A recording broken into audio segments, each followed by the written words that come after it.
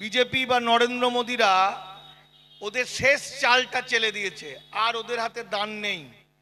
এবার চাল দেবো আমরা, এবার সমস্ত চাল দেবে আমরা দেবো, অর্থাৎ ভারতবাসীরা দেবে।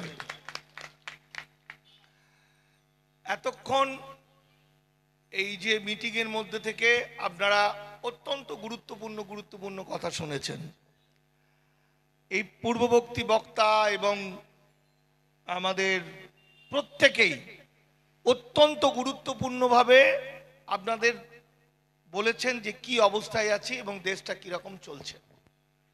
আমি আপনাদেরকে বক্তব্য না রাখার মতো, মানে জাস্ট একটা কথা বলার মতো আসলে ব্যাপারটা কি সেটা বলে দিই। কারণ আমরা নর্মালি যে বক্তব্য রাখি ভোটের সময় বা বিভিন্ন জায়গার সময়, আর স্বাধীনতার সময় কিন্তু এই মিটিংগুলো হতো অন্যরকম, তাই তো? আসলে কেন হচ্ছে, কি হচ্ছে, কি করতে হবে, কি করতে চাইছে, এটাই আমি ধীরে ধীরে ধীরে ধীরে আপনাদেরকে বলে দেবো, আপনারা মাথায় গেঁথে নেবেন। কিছুদিন আগে আপনারা দেখেছেন যে ওয়াকআপ আইন হওয়ার পরে সারা ভারতবর্ষ তোলপাড় হয়েছে, পশ্চিমবঙ্গও তোলপাড় হয়েছে, আন্দোলন হয়েছে। এটা কিন্তু শুভেন্দু অধিকারীদের খুব একটা বিপদ বলে মনে করেনি। কিন্তু এমন কি ঘটনা আমি ঘটিয়েছি বা দামাল বাংলা আমার সংগঠন ঘটালো, যে কারণে শুভেন্দু অধিকারীর মতো একজন বিরোধী দলনেতাকে প্রেস কনফারেন্স করে মিথ্যা বলতে হলো যে আমি নাকি 50,000 মানুষ নিয়ে গিয়ে দাঙ্গা লাগিয়েছি মুর্শিদাবাদে, যেটা 100% মিথ্যা। কারণ ওরা চেয়েছিল রাস্তাঘাটে যাতে আমাদেরকেও মেরে দেয়। তাহলে এমন কি ঘটনা ঘটলো যে কারণে এই পরিকল্পনাটা করেছিল মেরে দেওয়ার? এরপরে একাধিক জায়গায় শুভেন্দু অধিকারী বলেছে, কোনো সময় প্রায় কেঁদে কেঁদে বলেছে। ঘটনাটা হলো সেই কারণগুলো আমি আজকে আপনাদের সামনে বলবো। প্রথমত বলবো এই ওয়াকআপের ইতিহাসটা কি, তারপরে বলবো কি অবস্থা হয়েছিল, ভারত সরকার কি চাইছে, এখন কি অবস্থা। আপনারা জানেন শীতকালীন অধিবেশনে 16টা বিল জমা পড়েছিল। এই যখন বিল জমা পড়লো তার মধ্যে দুটো ছিল হিন্দু রাষ্ট্র তৈরি করার বিল। একটা উদ্বাস্তু হিন্দুদের, যারা দেশভাগে বলি হয়ে 1952 সালের পরে এসেছে, তাদেরকে চিরকালের জন্য কৃতদাস বানানোর আইন। যারা সকাল থেকে রাত পর্যন্ত আপনাদের মারবো মারবো বলে চিৎকার করত, যাদেরকে ভুল বুঝিয়ে আপনাদের বিরোধী করে তুলেছিল, মানে মুসলমান মানেই শেষ করে দিতে হবে, তাদেরকে কিন্তু আজকের তারিখের আইনে তাদেরকে কৃতদাস বানানো হয়েছে। আপনারা কি কেউ জানেন? এটা জানেন না। এমন কি যে পাড়ায় থাকবে সেই পাড়ায় যদি কেউ জানিয়ে না দেয় তার জেল হবে, এমন বলছে। পুলিশ কনস্টেবল, হেড কনস্টেবল, সে ওয়ার্ডেন ছাড়া এই রকম একজনকে ধরতে পারবে এবং সেই লোকটাকে প্রমাণ করতে হবে সিটিজেনশিপ সার্টিফিকেট দিয়ে আমি ভারতের নাগরিক। যদি না বলতে পারে তাহলে তার 10 লাখ টাকা পর্যন্ত ফাইন এবং 7 বছর জেল। আপনারা জানেন না, তাই তো? তাহলে খুব দুঃখের সঙ্গে বলতে হচ্ছে, অপরের যারা ক্ষতি চায় আল্লাহ ভগবান তাদের ক্ষতি করে। তবু আমি বলবো যে এই মানুষগুলো যদি এখন ঘুমিয়ে আছে, দেখেছেন দুটো আইনের মধ্যে ছিল, একটা ইমিগ্রেশন অ্যান্ড ফরেনার্স অ্যাক্ট, যেটাকে বলা হয় অভিবাসী এবং বৈদেশিক আইন, যেটা আমি বলছি কৃতদাস আইন। কেন কৃতদাস আইন বলছি? 10 লাখ টাকা কেউ দিতে পারবে না, 2 লাখ টাকা থেকে 10 লাখ টাকা দিতে পারবে না, আর 7 বছর জেল খাটবে, তারপরে তাদেরকে এখান থেকে তাড়িয়ে দেবে, বাংলাদেশ নেবে না। আবার এমন আইন করে দিয়েছে জেল থেকে তাদের বেরোতে পারবে না, আবার জেলেও তাদেরকে খাওয়াবে না। তাহলে লক্ষ লক্ষ মানুষকে জেলে খাওয়াবে না, কি করবে না তাদেরকে বিভিন্ন কোম্পানির হাতে দেবে, তারা বন্ডেড লেবার হবে। এই আইন আমার ভারতবর্ষে একই দিনে হয়েছে। সেই দিনটা হচ্ছে রাষ্ট্রপতি সাইন করেছেন 4 এপ্রিল এই বছর। আপনারা এই আইন নিয়ে, আপনাদের আইন নিয়ে যখন তোলপাড় হয়ে গেল, আপনারা আন্দোলন করছেন, পথে নেমে পড়লেন, ওরা কিন্তু ঘুমিয়ে আছে, এখনো কোনো অনুভূতি নেই। গত পরশুদিন এই যে পাকিস্তানের পতাকা লাগানো যে দুটি ছেলে বনগায়, তারাও কিন্তু এই লোক, মানে কেউ একটা মামলা করলে সেও তার অবস্থা এরকম হবে, কৃতদাস। তবু আমি তাদের উদ্দেশ্যে বলবো যে তারা এই উদ্বাস্তু দেশভাগে বলি হওয়া মানুষ, অসচেতন যারা জানতেন না, যারা 1952 সালের পরে এসছেন, গতকাল রাত্রে এবং আজকেও আমাকে গাইঘাটার একজন তৃণমূলের বড় নেতা ফোন করে বললেন, আমাকে দোষ দিলেন নাকি আমি আন্দোলন করছি না। কেন না, তার অঞ্চলের 1.5 লক্ষ মানুষকে বাতিল করা হয়েছে, শুধু একটা অঞ্চলের। এটা আজকের ঘটনা। সেখানে বলেছে 2010 সালের পরে যারা এসছে এখন পর্যন্ত পাসপোর্ট ভিসা ছাড়া বা পাসপোর্ট ভিসা নিয়ে এসে ফেরত যায়নি, এরকম 1.5 লক্ষকে ওরা বাতিল করেছে, মানে বেনাগরিক করেছে, যারা বেশিটাই বিজেপি সমর্থক। তো তৃণমূলের ভদ্রলোক আমাকে ফোন করে বললেন, এরা তো মানুষ, তাহলে এদের বাঁচানো যাবে কি করে, আপনি এখনো বসে আছেন। আমি বললাম, ভাইরে ভাই, আজকে ভারত সরকার আইন করে দিয়েছে, আমরা প্রতিবাদ করতে গেলে 2 লাখ টাকা ফাইন। তবু বলবো আপনারা লড়াই করুন, আমরা সমগ্র ভারতবাসী, মুসলিম সমাজ তোমাদের সামনে দাঁড়িয়ে থাকবে। একবার শুধু তোমরা ভাই বলে ডাকো, তাহলে বাংলার মুসলমানরা তোমাদের ভাই বলে বুকে জড়িয়ে ধরবে। আর একটা কি হলো, এটা গেল, বাদ দিয়ে দিলাম আমি, অবৈধ অনুপ্রবেশকারী বলে বহুত বড় বড় নেতা, যেমন অধীর চৌধুরী, যেমন সুজন চক্রবর্তী, যেমন নচিকেতা, যেমন শীর্ষেন্দু মুখোপাধ্যায়, এই মানুষগুলোকে কৃতদাস বানানো হয়েছে ভারতের আইনে।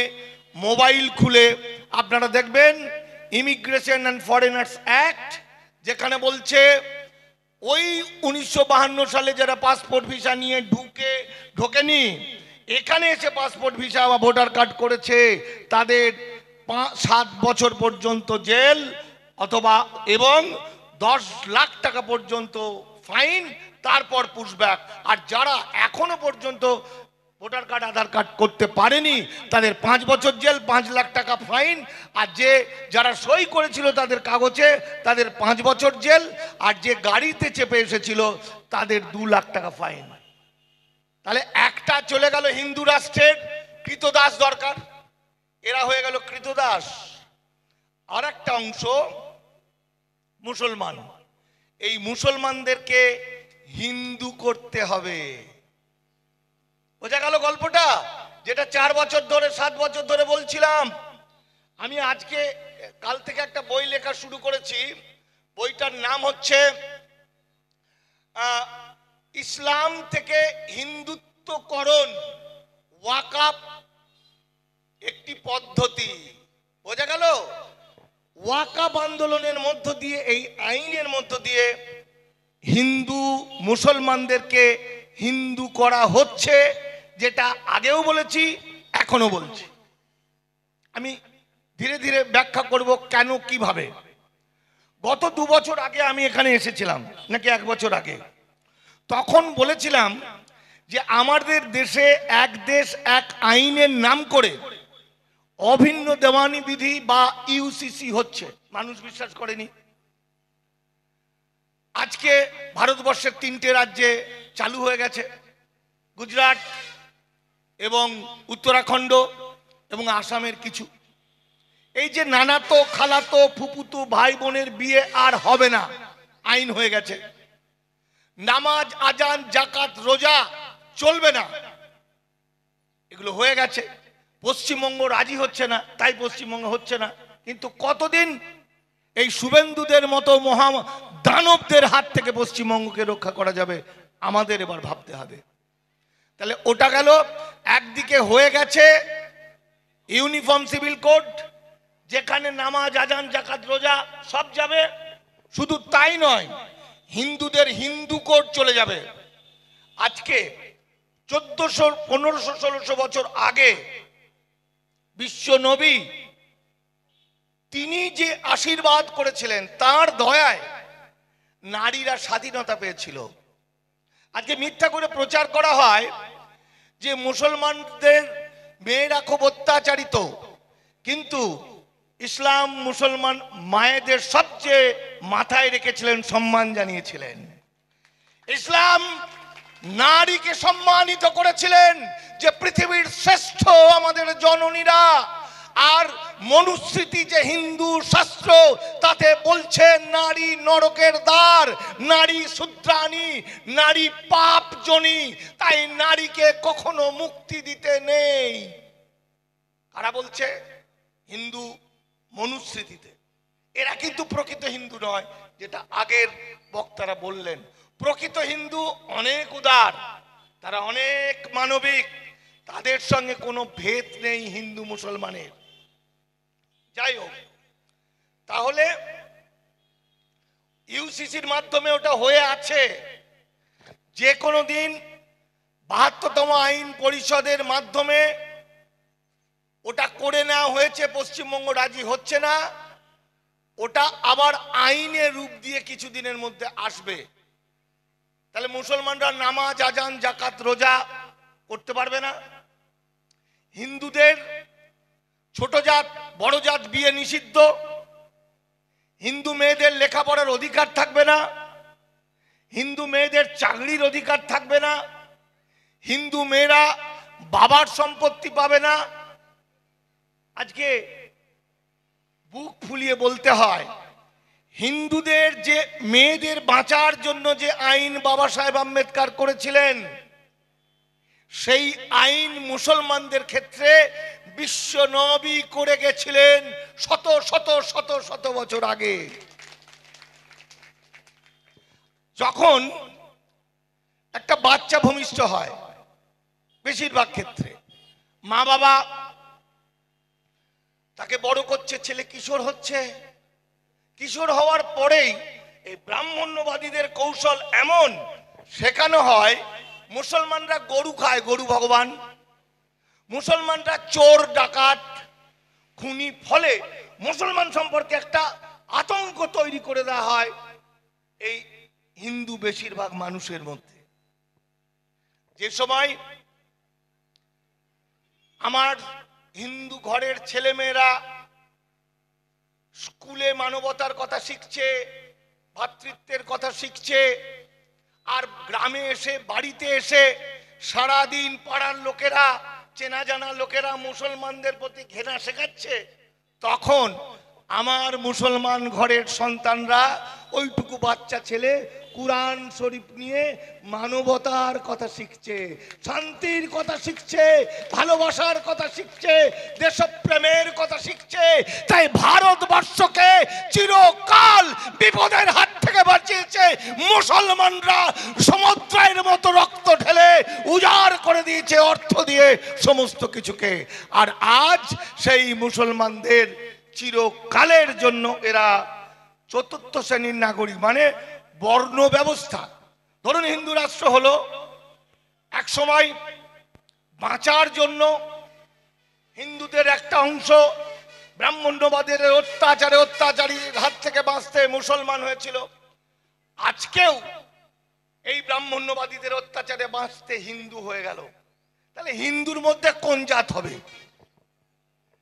টাকা আছে বলে একজন হিন্দুকে কি টাকা, একজন মুসলমান ধরুন প্রচুর কোটি কোটি টাকার মালিক, সে হিন্দু হলো, তাকে কি বামুন করবে? হতে পারে না। তার মানে এটা বর্ণ ব্যবস্থা শুরু হচ্ছে। এই বর্ণ ব্যবস্থার চতুর্বর্ণের দাস হিসাবে বা শূদ্র হিসাবে থাকবে মুসলমান সমাজ।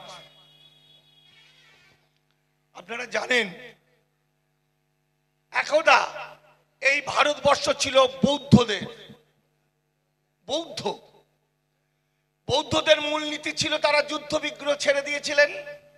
তারা বাড়িতে যে ঘোড়াটা থাকতো বা হাতিটা থাকতো সেটাও তাকে জল দিত ছেঁকে, এবং মূলত নীতি কথা, পড়াশোনা, দেশপ্রেম, ভালোবাসাটাই ছিল তাদের মূল বিষয়।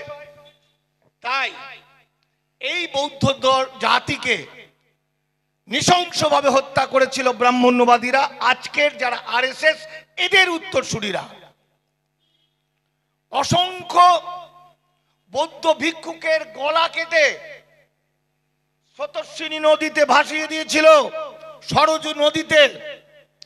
আর ভিক্ষুকিনী যারা ছিল বৌদ্ধ, সেই ভিক্ষুকিনীদের মন্দিরের ভিতরে আটকে দেবদাসী করেছিল, যৌন দাসী করেছিল।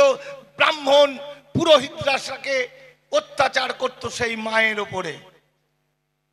ঠিক সেই সময় এই ভারতবর্ষের কিছু মানুষ, তথাকথিত নিম্নবর্ণের মানুষ, 6,000 7,500 ভাগে বিভক্ত। একজন আরেকজনের সঙ্গে সেই সদ্ভাব তেমন ছিল না। ছায়া মারালে নাকি পাপ হতো, উচ্চ বর্ণের লোকেরা এদের ছায়া মারাতো না। এই মতুয়াদের গলায় ঘটি বেঁধে দিত, তার থুতু যাতে বাইরে না পড়ে। এই মতুয়াদের কোমরে ঝাঁটা বাঁধা থাকতো যাতে সে পরিষ্কার করতে পারে। আপনারা জানেন এ বিষয়ে স্বামী বিবেকানন্দ একটা কথা বলেছিলেন। স্বামী বিবেকানন্দ বলেছিলেন, হযরত মুহাম্মদ হচ্ছেন সাম্যবাদের আচার্য। তিনি উদাহরণ দিয়ে বলেছিলেন, আফ্রিকা থেকে কোন সুলতান যদি কোনো কৃতদাসকে কিনে নিয়ে যায়, সেই কৃতদাস যদি গুণী হয়, তাহলে সেই সুলতান তার মেয়ের সঙ্গে সেই কৃতদাসের বিয়ে দিতে পারে। এটাই ইসলাম ধর্ম। তিনি আরো বলেছিলেন, আর আমাদের খেতে বসে যদি কোনো নিম্নবর্ণের মানুষ পাশে এসে দাঁড়ায়, তার ছায়া পড়েছে বলে প্রায়শ্চিত্ত করতে হয়। এটাই হিন্দুত্ববাদ এবং কুৎসিত হিন্দুত্ববাদী। যাই হোক, সেই সময় এই যে দেখেন না, মুসলমানদের বলেন নিড়ে। কেন নিড়ে বলে? কারণ এরা বৌদ্ধ ছিল, বৌদ্ধরা ন্যাড়া করত। এই যে দেখুন মুসলমানরা লুঙ্গি পরে, কেন না বৌদ্ধদের নিচের পোশাকটা এরকম কাপড় পরতো। ফলে কিছু মানুষ ব্রাহ্মণ্যবাদের ভয়াবহ অত্যাচারে অত্যাচারিত হতে হতে কিছু সচেতন মানুষ একত্রিত হয়ে বাঁচার তাড়নায় তারা একত্রিত হয়ে একেশ্বরবাদের দীক্ষা নিলেন। তাদের মাথায় উপর রাখলেন বিশ্ব নবী হযরত মুহাম্মদকে, আর তারাই হচ্ছে এই মুসলমান সমাজ। কেন করলেন? কারণ তারা জানে যে বৌদ্ধ ধর্ম শান্তির ধর্ম, কিন্তু হিংস্র নয়। আর ইসলাম ধর্ম কিরকম? ইসলাম ধর্ম একেশ্বরবাদের কথা বলছে, মানবতার কথা বলছে, মনুষ্যত্বের কথা বলছে, ভালোবাসার কথা বলছে, পৃথিবীর সমস্ত মানুষ সমান বলছে। আমার শত্রুকেও দূরে সরিয়ে না রেখেও যতক্ষণ না তোমার দেওয়ালে পিঠ ঠেকছে ততক্ষণ তুমি এগিয়ে যেও না। আক্রমণ করলে তবেই তুমি প্রতিহত করো। তাই আমাদের এই তথাকথিত নিম্নবর্ণের মানুষরা দেখলেন যে এটাই একটা ধর্ম, যে ধর্ম শান্তি মানবতার কথা বলছে। কিন্তু যারা শত্রু, সেই শত্রুর চোখে চোখ রেখে সেই শত্রুর চোখ দুটোকে গেলে দেওয়ার ক্ষমতা রাখে মুসলমানরা আর ইসলাম সমাজ। তাই মানুষ বাঁচার জন্য মুসলমান হয়েছিল। আজও সেই দিন। আজ কোনো শান্তির বা ভালোর দিন নয়, এক ভয়াবহ যুদ্ধের মধ্যে আমরা আছি। আজ থেকে 1200-1300 বছর আগে আরব দুনিয়াতে তখন সবে ইসলাম ধর্ম প্রচার শুরু হয়েছে ভারতবর্ষে।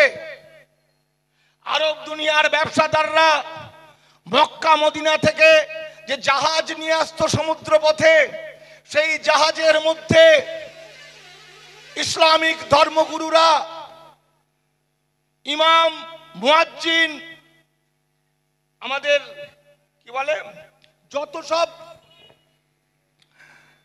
মৌলানা থেকে আরম্ভ করে সমস্ত বহু ধরনের ধর্মগুরু যারা ভারতবর্ষের নদীপথে চলে আসতো, এরাই ভারতবর্ষের মানুষকে অত্যাচারের হাত থেকে একেশ্বরবাদের দীক্ষা দিয়েছিলেন। তাহলে আজকের ওয়াকফ সম্পত্তিটা কোথায়?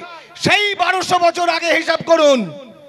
সেই 1200 বছর আগে একেশ্বরবাদের দীক্ষা নিয়ে আল্লাহকে স্মরণ করার জন্য, আল্লাহর কাছে দোয়া চাওয়ার জন্য তখন থেকে ভারতবর্ষে শুরু হলো মসজিদ, মাদ্রাসা, মক্তব, খানকা, নানা রকম ধর্মীয় প্রতিষ্ঠান, যেগুলো আল্লাহর, যেগুলো গোটাটাই আল্লাহর।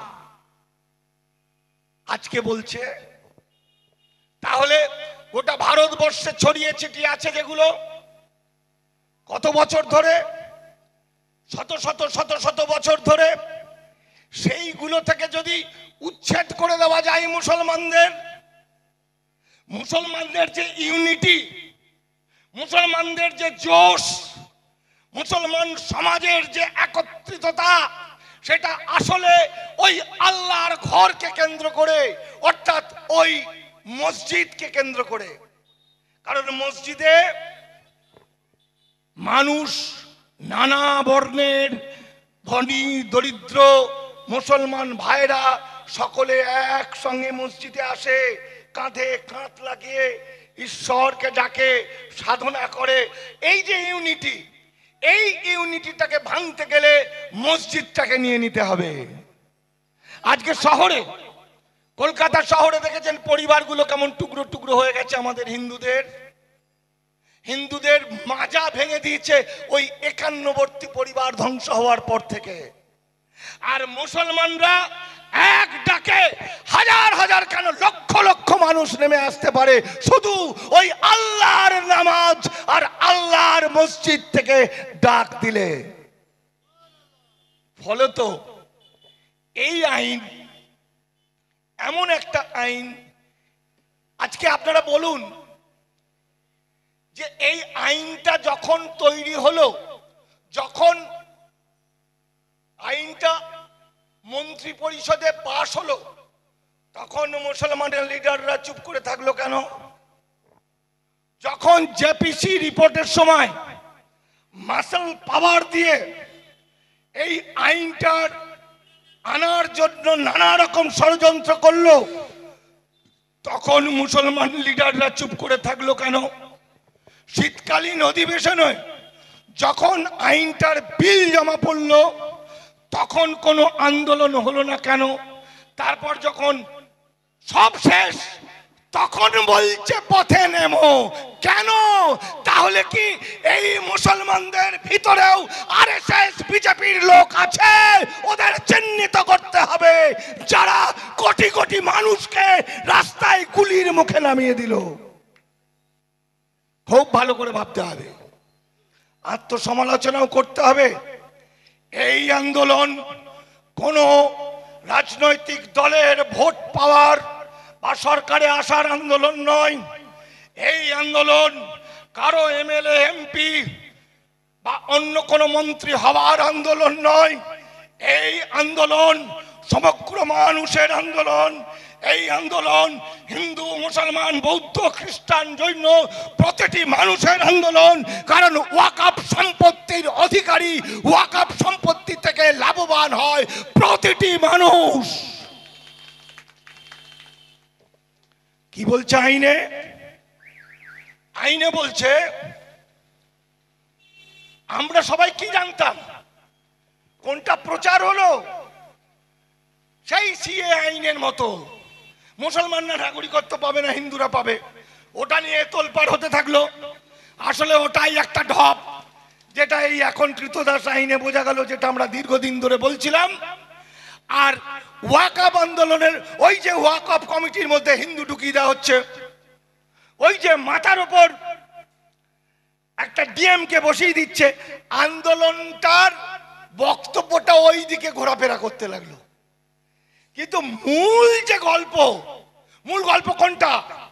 মূল গল্প ওই যে 1200-1300 বছর আগে, ওই যে শত শত বছর ধরে এই ভারতবর্ষের এক শ্রেণী মানুষ যারা ব্রাহ্মণ্যবাদ দ্বারা অত্যাচারিত, নিপীড়িত, শোষিত হয়েছিল, যারা মানুষের অধিকার পায়নি, যাদের পশুর মতো রেখেছিল, সেই মানুষগুলো একেশ্বরবাদের দীক্ষা নিয়ে মানুষের স্বীকৃতি পেয়ে তারা আল্লাহর নামে মাজার, মক্তব, খানকা থেকে শুরু করে গোরস্থান সমস্ত কিছুই তৈরি করেছিল, তাই তো? আজকে বলছে এইগুলোর কাগজ চাই। আপনারা কেউ কেউ জানেন, অনেকেই জানেন, 1883 সালে আমাদের দেশের জমি অধিগ্রহণ আইন হয়েছিল।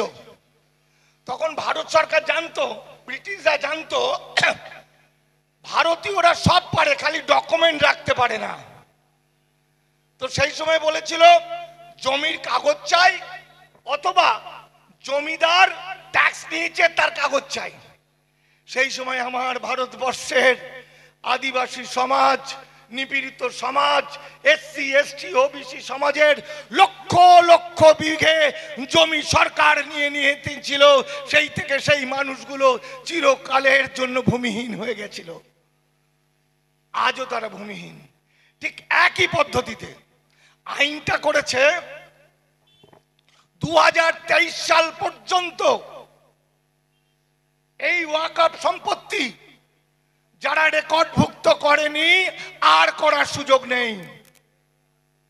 ঠিক যেভাবে সিএ আইনে বলছে 1950 সালের মধ্যে যারা আবেদন করেনি তারা অবৈধ অনুপ্রবেশকারী, ব্যাপারটা একই।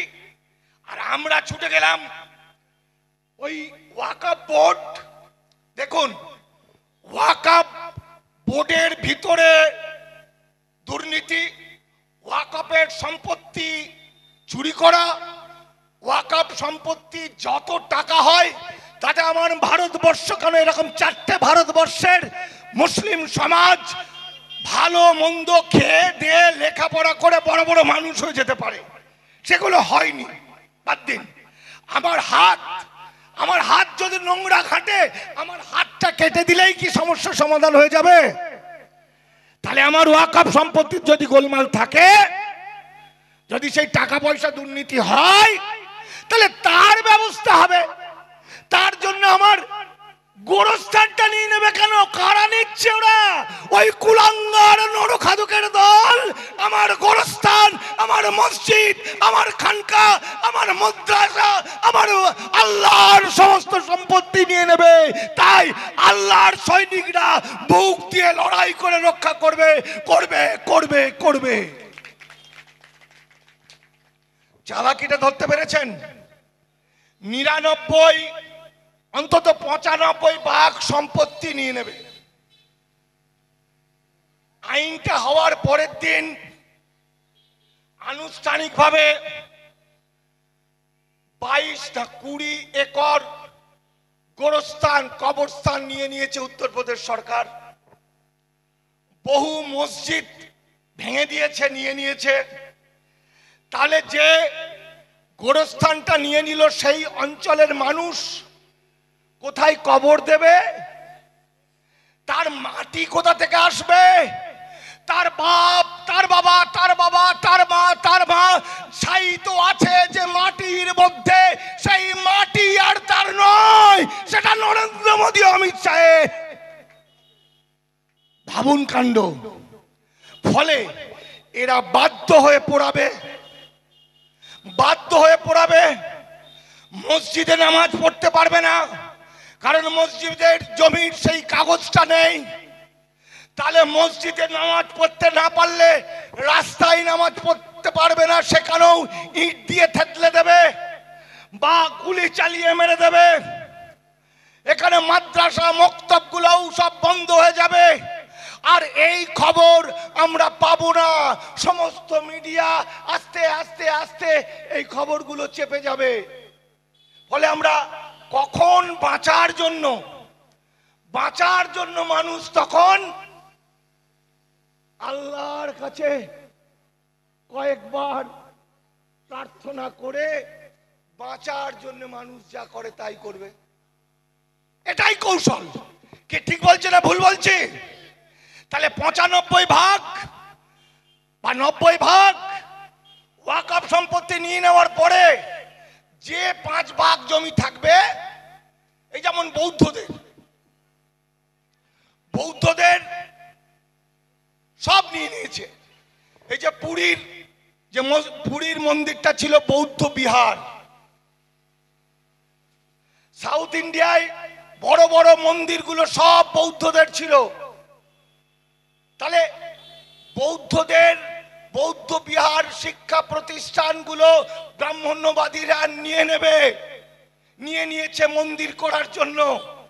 ঠিক মুসলমানদেরও আল্লাহর সেই গৃহটা, আল্লাহর সেই স্থানটা, আল্লাহর সমস্ত সম্পত্তিটা তারা নিয়ে ব্যবসা বাণিজ্য করবে আর কাজে ব্যবহার করবে। আর আমার মুসলমান ভাইরা চোখের জল ফেলতে ফেলতে সারাটা জীবন কাটিয়ে একদিন মরে যাবে। এভাবেই ওরা ভারতবর্ষকে হিন্দু রাষ্ট্র করতে চাইছে। কারণ আরএসএস এর গুরুজি গোলওয়ালকার, যে গুরুজির নীতিমালা, যে গুরুজির লেখা বইটাকেই বেদ বাক্য বলে মনে করে আরএসএস, এবং সেটাকেই নির্ভর করে আরএসএস চলছে এতদিন। সেখানে গুরুজি গোলওয়ালকার বলছেন মুসলমানদের মাতৃভূমি ভারতবর্ষ, কিন্তু পিতৃভূমি নয়।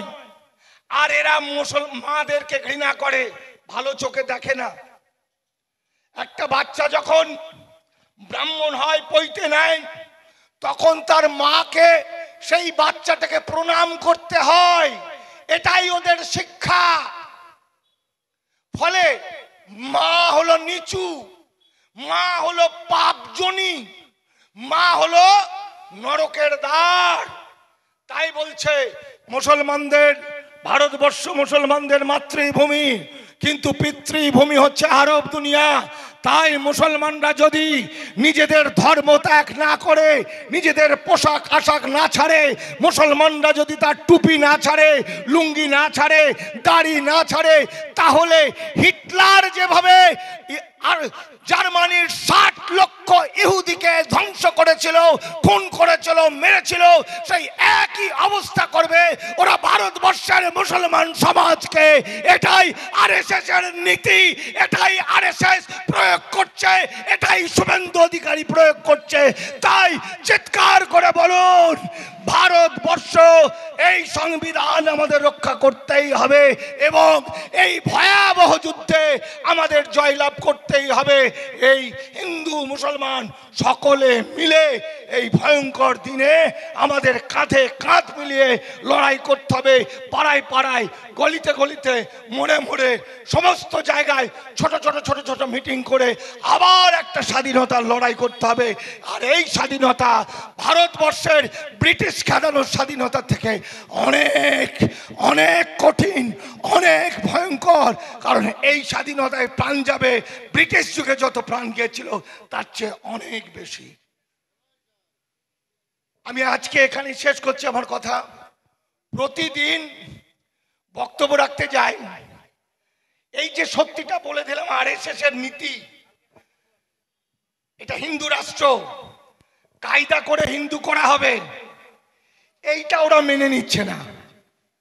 ওরা বলছে সব কিছু বলো, কিন্তু এই আসল গল্পটা বলো না। কি এর বিরুদ্ধে আমাদের জয়লাভ হবে তো? তাই তো, জয়লাভ হবে। ঠিক আছে, কোনো প্রশ্ন থাকলে আমাকে করুন। কারো কোনো প্রশ্ন আছে? কারো কোনো প্রশ্ন? প্রকৃত অর্থে, প্রকৃতপক্ষে যারা হিন্দু তারা অনেক মানবিক, তারা যুক্তিবাদী, তারা জাতপাত ভেদাভেদ করে না, তাদের সঙ্গে মুসলমানের কোনো বৈরিতা নেই, তারা হিন্দু মুসলমান ভাই ভাই। আর নরেন্দ্র মোদী অমিত শাহ হিন্দু, এটা ওই হিন্দু নয়, এটা কুৎসিত ভয়ানক মিথ্যাবাদী গরুর গোবরখোর মুতখোর ভয়ঙ্কর রাক্ষস হিন্দু। তাই এই হিন্দুকে ভারতবর্ষ থেকে আমরা তাড়াবো তাড়াবো তাড়াবো। এখন